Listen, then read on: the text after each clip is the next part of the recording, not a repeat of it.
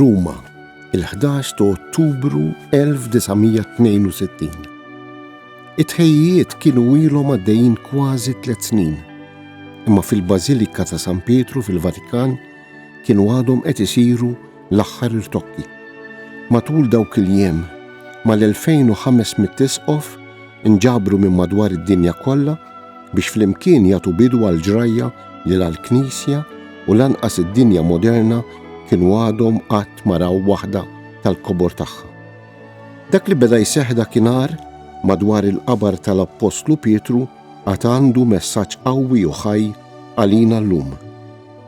Il-Konċilju Ekumeniku Vatikani II seħħ u għad irid iseħħ.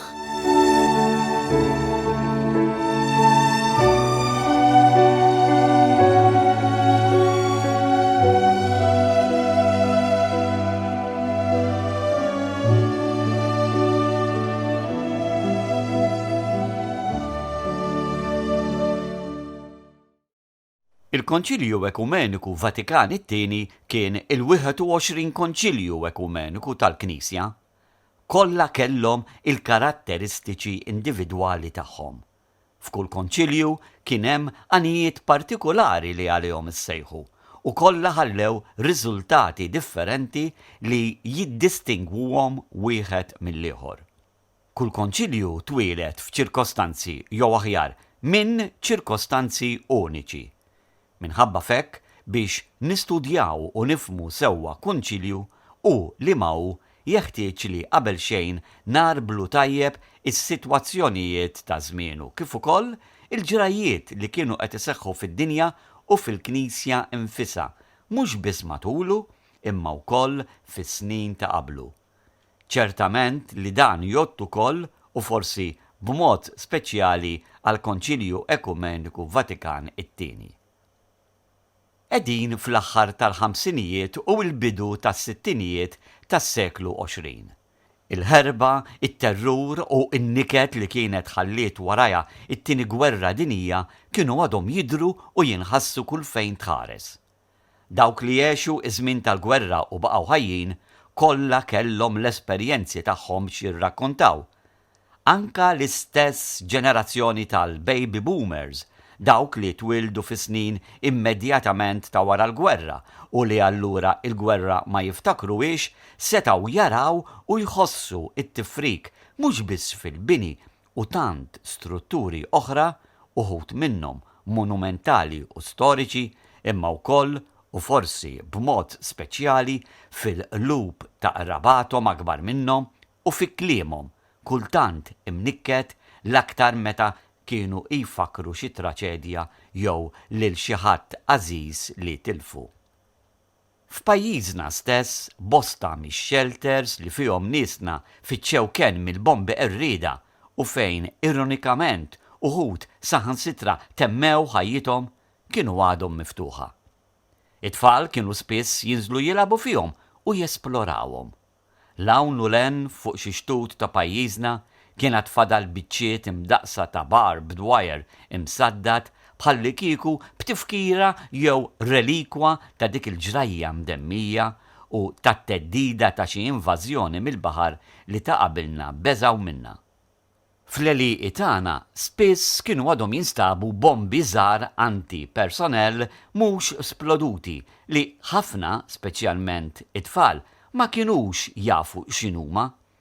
F'każ minnhom tifla ta' xi 10 snin sabet waħda minnhom fl-għalqa tagħhom u ħaditha id-dar lill-omma ħalli tuża biex tiżen biha xi wiżna patata. B'xorti tajba dakinhar il-ġenituri tagħha intebħu fil-ħin bil-periklu u l-bomba tneħħiet mill-awtoritajiet militari Ingliżi li kienu f'pajjiżna f'dawk iż-żminijiet. Imma mhux kulħadd kien tant xorti tajba għax dawn il-perikli tal-gwerra baqgħu jinstabu f'pajjiżna sa 20 ta' snin wara. F'inċident sfortunat wieħed saċerdot żagħżugħ miet imterta minn waħda minnhom propju ma' ġenb il-Knisja stess fejn kien iwetta il-ministeru tiegħu. Il-poplu lanqas kieku xtaq ma seta' jħalli warajh dik il-ġrajja mdemmija. Sa fil-klassijiet tal-primarja, it-tfal kienu għadhom jaqraw regolarment minn djarju tal-gwerra bir-rakkont ta' dak li seħħ jum b'jum matul dawk is-snin u dak li għaddew minnu niesna taħt in-nar tal-għadu.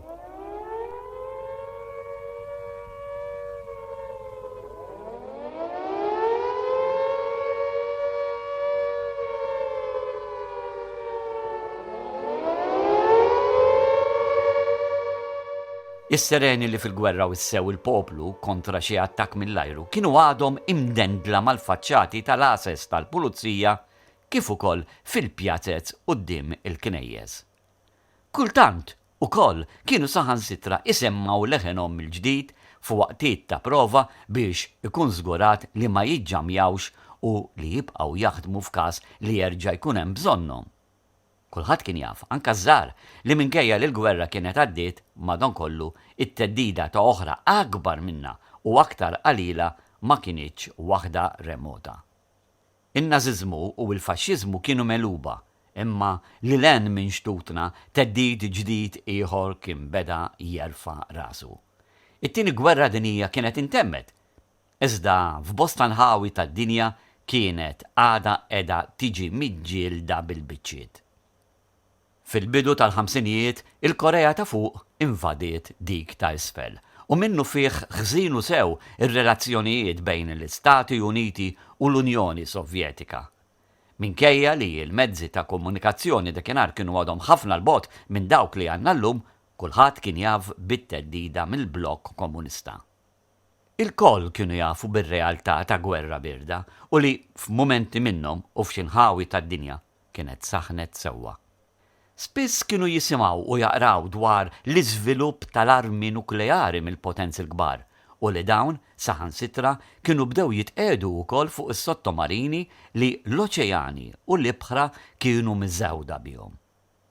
Il-purtiera Sovjetika tal-ħadid u dik Ċiniża tal-bambu anka it-tfal infushom kienu semgħu bihom u l-koll kellhom idea tajba x'kienu. F'Kuba, propju bipu għadba mal-Istati Uniti tal-Amerika, Fidel Castro kien għaddu kifħa it-tmexxija tal-pajjiż wara r-rivoluzzjoni li mexxa kontra l-gvern ta' Battista u hekk ħejja it-triq għall-ewwel reġim komunista tal-Punent. L-invażjoni tal-Ewropa tal-Lvant mill-Unjoni Sovjetika ma kienitx għada biss teddida, imma issa saret realtà u t-teorija domino tal-President Amerikan Eisenhower bdiet titwetta bil-waqa ta' pajjiż wara l-ieħor. L-ewwel il-Bulgarija, warajha ir-Rumanija, imbagħad l-Ungerija, il-Polonja u l-Ġermanja tal-Lvant. Ir-Renju Unit flimkien mal-Istati Uniti, Franza u l-Unjoni Sovjetika ħatfu l-okkażjoni u bl-iskuża tal-biża' minn teddida ġdida Nażista okkupaw il-Ġermanja bejniethom billi qasmuha f'erba' żoni, kull waħda minnhom taħt it-tmexxija rispettiva ta' xi pajjiż minnhom. Aktar tard, ir-Repubblika Demokratika Ġermaniża, dik taħt it-tmexxija komunista, bniet il-ħajt infami ta' Berlin, suppost biex dan iħares lil poplu kontra l-elementi faxxisti tal-Punent. Fir-realtà, dan kien biex ma jħallix lil dawk taħt tmexxija Sovjetika milli jaqsmu għan-naħa l-oħra. Ix-xena fil-Lvant nofsani xejn ma kienet ta' kuraġġ, għax hemm ukoll kien beda jberraq sew. Wara l-ħruxijiet tal-Olokawst Nażista u l-ġenoċidju komunista li kienu għaddew minnhom il-lut, f'Mejju tal-1948 Iżrael ġie ddikjarat bħala stat indipendenti u sentej biss wara beda jagħti ċ-ċittadinanza lil kull immigrant ludi minn madwar id-dinja li xtaq imur joqotem. Il-komunità ludija fl-Iraq kienet fost tal-ewwel li għamlet dan il-pass. Warajha segwew oħrajn u għalhekk inħasset il-ħtieġa mistennija minn qabel li jitwessaw il-frontieri billi jkunu okkupati territorji oħra. Hawn bdew jitfaċċjaw il-kampijiet tar-refuġjati Palestinjani u ftit wara tħabbru l-ewwel miżuri mill-istati Arab kontra l-istat il-ġdid ta' Iżrael. Fil-bidu dawn kienu biss ta' natura ekonomika, imma fi ftit żmien ħraxu u ir-relazzjonijiet li kienu ġaħżina komplew imorru għall-ar. Minkejja dan kollu fost ħafna, speċjalment fil-ġenerazzjoni żagħżugħa, kien beda jinħass sens qawwi ta' ottimizmu u fuq kollox determinazzjoni għal futur aħjar. Bosta kolonji b'tama ta' żminijiet aħjar għal popli tagħhom ridu li pajjiżhom jikseb l-indipendenza minn dawk li kienu jaħkmuhom. L-iżviluppi kbar li kienu qed isiru fix-xjenza u t-teknoloġija offrew mhux biss opportunitajiet aħjar fil-mezzi ta' trasport u tal-komunikazzjoni, imma wkoll fis-setturi differenti tal-industrija, fir-riċerka medika u fil-qasam tal-faċilitajiet sanitarji u dawk domestiċi. L-oqsma tar-rikreazzjoni u d-divertiment bħaċ-ċinema, ir-radju u t-televiżjoni kienu wkoll bdew jikbru u jespandu bħal qatt qabel. Kien iż-żmien meta l-ikona taż-żgħażagħ Elvis Presley beda joħroġ l-ewwel diski tiegħu.